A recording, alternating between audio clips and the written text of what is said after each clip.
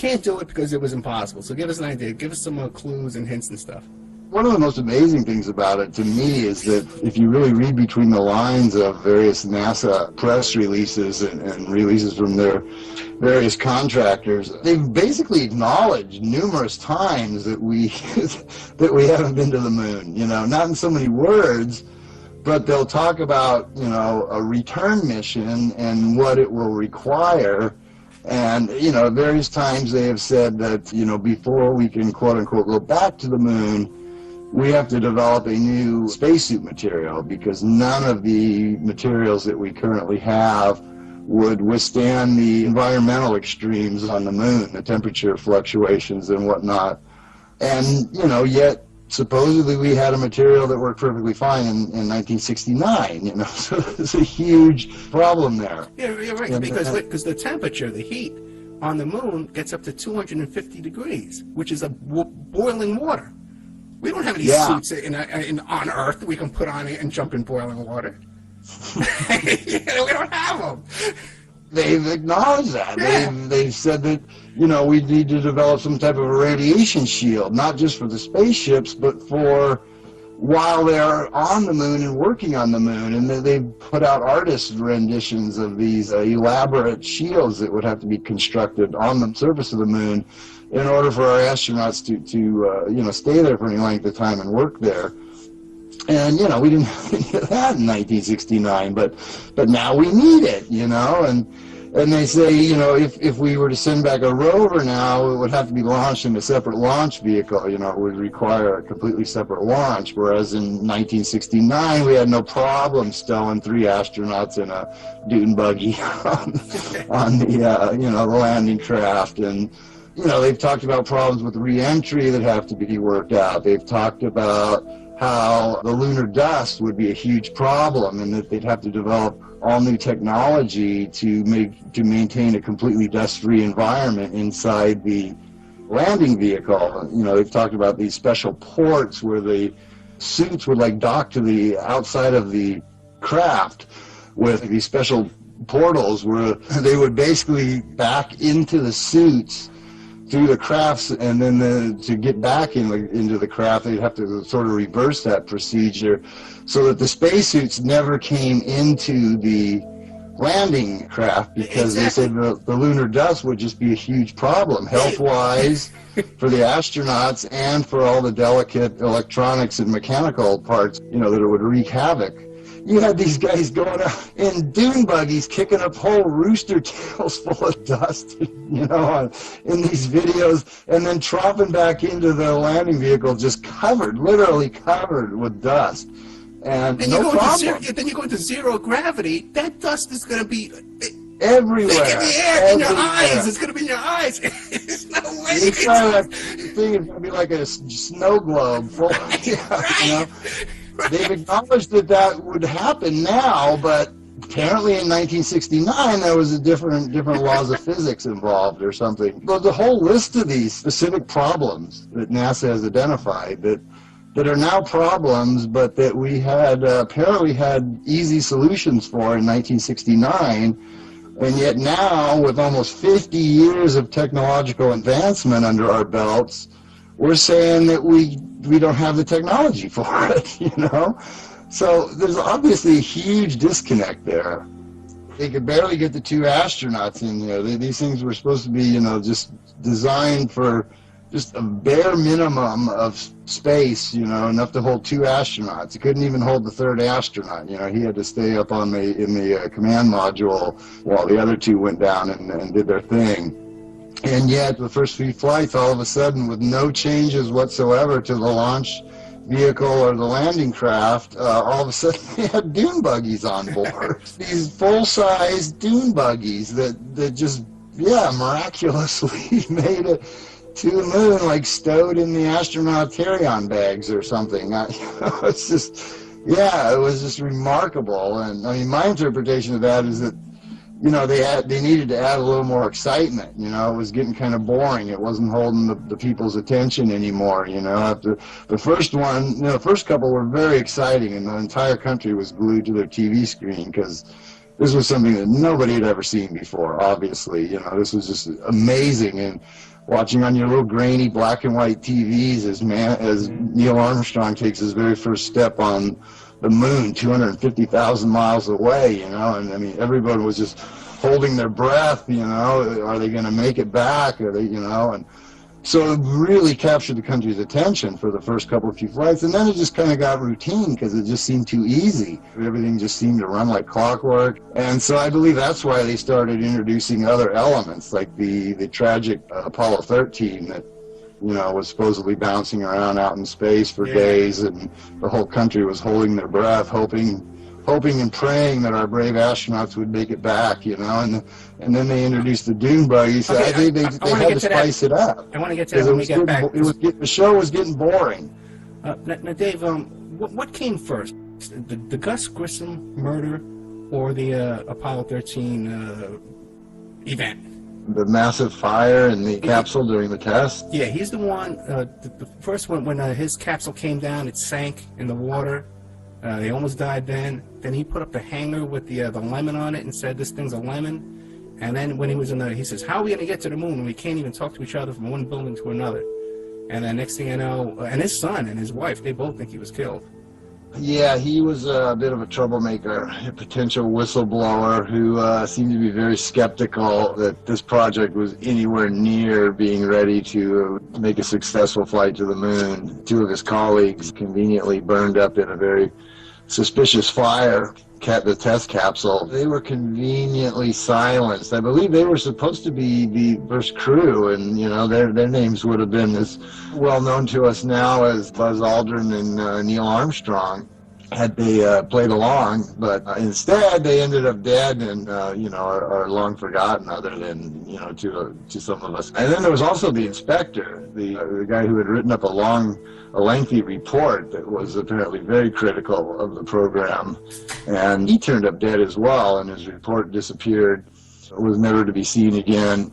Because stop and think, why would they be in slow motion in space? Wouldn't they be faster? Yeah, I would think, you know, but hey. There's no logical explanation why they walk in slow motion in space. It's not underwater. Well, where's the resistance coming from? There's no atmosphere. There's very little gravity. So what is the resistance that's slowing their movements? You know, what makes sense? It doesn't make sense. But, until you saw 2001. You know, I'm not a physicist or you know whatever. Maybe there's some logical scientific explanation for it, but not that I've seen or heard. It just seems to be just accepted that that's the way it should be. Pretty remarkable technology for the 60s, really. I mean, we could beam a live TV signal 250,000 miles back home, you know, without a glitch. I can't even hold a cell phone call nowadays to somebody around the block, but, you know, in those days they had much better technology, apparently. Yeah, people ask me all the time, where do you think these were actually filmed at? I'm like, who knows? I mean, you know, it's... could be, you know, any nondescript remote location, you know. I mean, there's plenty to choose from, you know. It's certainly one possibility that's been mentioned frequently is that it was filmed on or around Area 51, which is obviously a very tightly controlled base where not likely that any prying eyes would see what was going on. So, you know, definitely a possibility. Yeah, especially at the time, because no one knew about Area 51 back in those days. And it would be inconceivable to even drive out there or travel out there in that direction. There would be just no reason to, yeah. So now, one thing, though, that the skeptics to this topic they always bring up is that laser thing. That they said, well, no, we know it's there because you can go to Texas, and they do it all the time. They shoot this laser against this reflector they left on the moon, and it comes back. And even these astronauts bring it up all the time, too. So what do you think about that? Well, there's several possibilities. You know, there were reports out even before the Apollo landings that they were doing these same types of things with no devices on the moon, that the surface of the moon itself was reflective enough that they could do what they're doing, which is basically like get a precise measurement, I believe it is, from here to the moon based on how much time the signal takes to bounce back or whatever it is. So, one possibility is that there's never have been any reflectors there, and they're just bouncing off of various natural features of the surface of the moon itself.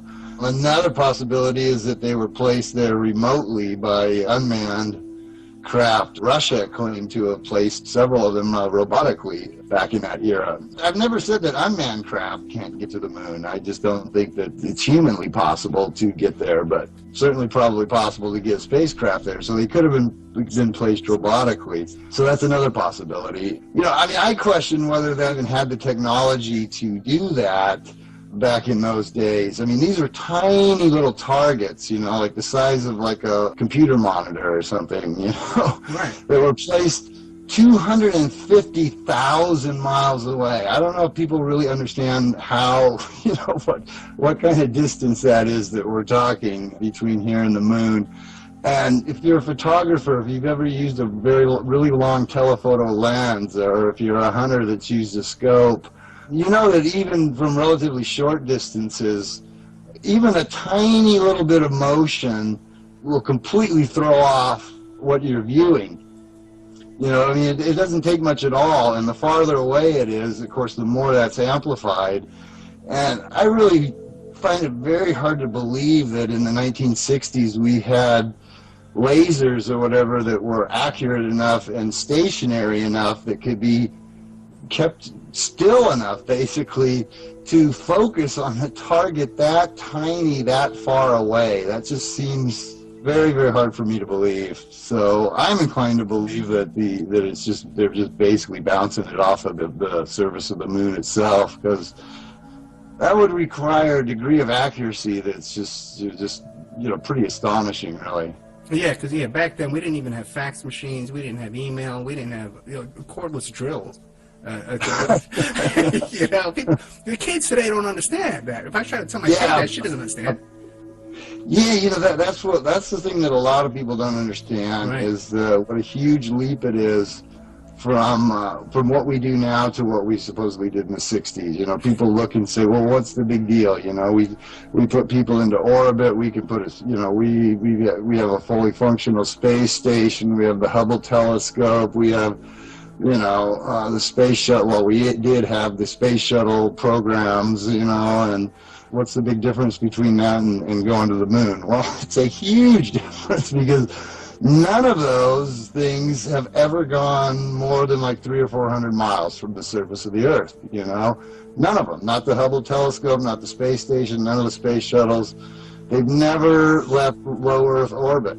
And they have a huge failure rate, too, as well. And they have a huge failure rate just doing that, right. Exactly.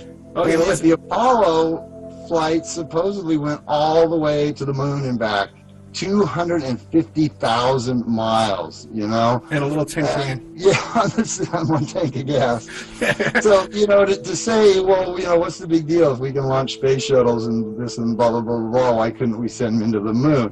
It's like saying, if I can walk around the block, why can't I walk around the world? Right.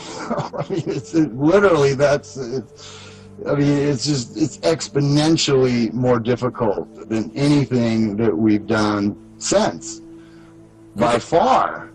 Just by leaps and bounds. Nothing we have done comes anywhere close, technologically speaking, to what we accomplished in 1969. And you would think that being the case, that every artifact connected to that would be very carefully preserved and cataloged and stored somewhere in a temperature-controlled vault or in the Smithsonian or whatever, under heavy guard and lock and key, and preserved for posterity, right? But yet what we find instead is that NASA seems to have lost like everything. If you go looking for the plans for the launch vehicles, we don't have those. The original tapes, seem to have lost those. The telemetry tapes, those seem to have gone missing. The majority of the moon rocks, it's just on and on down the list. These various components of the mission. actually had the capability of doing what they were supposed to do, or whether they were just, stage props, basically. Yeah. But we can't do that because, none of that information is available for review very conveniently. Yeah, it turned out some of those rocks turned out to be fake, too. They were on display in other countries. They weren't even real. Yeah, a little embarrassing for NASA when their moon rocks turn out to be pieces of petrified wood. But they don't even blush. They don't blush, Proudly displayed for decades. Yeah. As moon rock. There's not even an apology. There's no press conference. There's no investigation. There's nothing. It's insane. And all of them, of course, landed safely in the ocean. We never had one miss and, crash land into the, Arizona desert or anything like that. They all landed perfectly into the ocean, safely into the ocean, of course. The safety record is just phenomenal, compared to what we have today. But there were all kinds of amazing, technological achievements. We created this multi-stage rocket that could, shed parts as it went along, and there were a lot of huge supposed, major milestones, major firsts that had never been done before, performing a docking maneuver in lunar orbit, and landing on the surface of the moon, taking back off from the surface of the moon, somehow rendezvousing with the command module and performing this docking maneuver in lunar orbit, nothing remotely like that had ever been done before or since. Right. Has never been done since. But yet we couldn't. When we got all the way back from doing all these amazing things, we just dumped the guys into the ocean with a parachute. Oh, you know what else, man, blew me away too? Have you ever seen the videos of when the Russian cosmonauts come off out of their spacecraft? They land their thing, right, and they put them on beach chairs right there out in the open. And they sit them down on these beach chairs. They can't even stand up.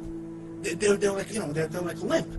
And then they start fanning them like with a notebook to give them air, So like, how could our guys be landing after going all the way to the moon and back, and they come strutting out of that, out of that little pod, like nothing happened.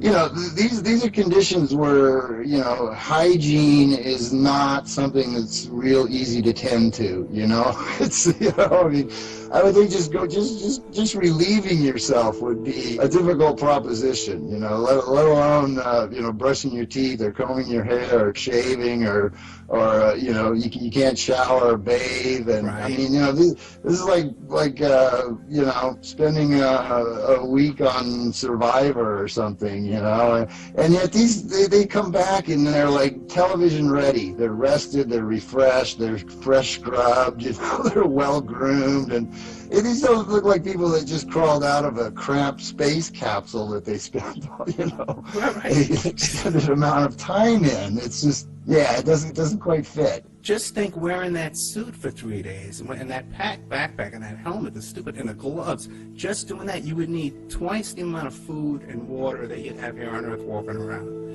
How could we pack all that much? Well, they had Tang. I'll give them that. They had the Tang. Of course, that got them a little further along. But, how could you pack all that food and water for 3 days for 3 men under those kind of conditions with the batteries and the power supply to keep everything running? Just the sheer number and weight of batteries that would be required to keep all of these, not only the spaceship, but all of the life-sustaining functions, temperature control and, oxygen control and food. Yeah, and just, the quantities of food and water and, just all kinds of things that they would have, spare parts and, tools and stuff, because if something goes wrong on the spaceship, you can't pull out the phone book and call the local repairman to come and fix it, You got to have everything conceivable for every possible emergency situation, for every possible contingency, as well as just the basic life-sustaining functions, the basic things that humans need to survive in that environment. If they had that amazing technology, almost 50 years ago, then somebody should have picked that up and ran with it. Well, it's interesting. In my research, I saw today that the batteries that they had on the dune buggy wouldn't even operate in those temperatures, and neither would the battery that they had in the cameras. They had regular D-cell batteries in the cameras, just regular batteries off the shelf. So there's no way they're going to operate in 100 degrees below zero. Yeah, there's a lot of questions about the camera and the film. I mean, how would the film survive the radiation levels and the temperature extremes to create this perfect photographic record that we have? Because not only were all our astronauts just awesomely brave and heroic, but they were also all just damn good professional photographers. You got to give it to these guys. I mean, they were sent there under the most unforgiving circumstances imaginable, where you're struggling just to stay alive, to get food and water and whatnot, and you're in this bulky spacesuit with a helmet on, a visor, your vision is restricted, you're wearing these heavy padded gloves, and somehow or other you have to operate a fully manual camera, which is another thing people don't understand. I'm sure a lot of people who are used to just pulling out their camera and tapping on the screen and taking perfect pictures don't understand that that wasn't possible in the 1960s. Everything had to be adjusted manually. The exposure, the aperture, the shutter speed, it had to be manually focused, which was not easy to do to the degree that these guys did it. Where virtually every frame is perfectly framed, perfectly exposed, perfectly focused. It's just extraordinary to think that they could have gotten that quality of photographs working under those conditions when they weren't even professional photographers. They were astronauts who were just doing that as a side thing, supposedly. And yet just phenomenally talented photographers. You got to hand it to them. and professional lighting too. There was all kinds of really artistic lighting done. Yeah, and the cameras, of course, functioned perfectly under those extreme environmental conditions, and the film also performed marvelously well. So it's they make the radiation film badge dosimeters that you wear when you work around X-ray machines and stuff like that. They make that out of film because film is so sensitive to radiation that you can measure it on this film. So that there's no way going through the Van Allen belt and then being on with no atmosphere on the moon, all this kind of craziness, that this film would not be damaged along the way. These pictures would not have made it to the cover of Time magazine under any circumstances.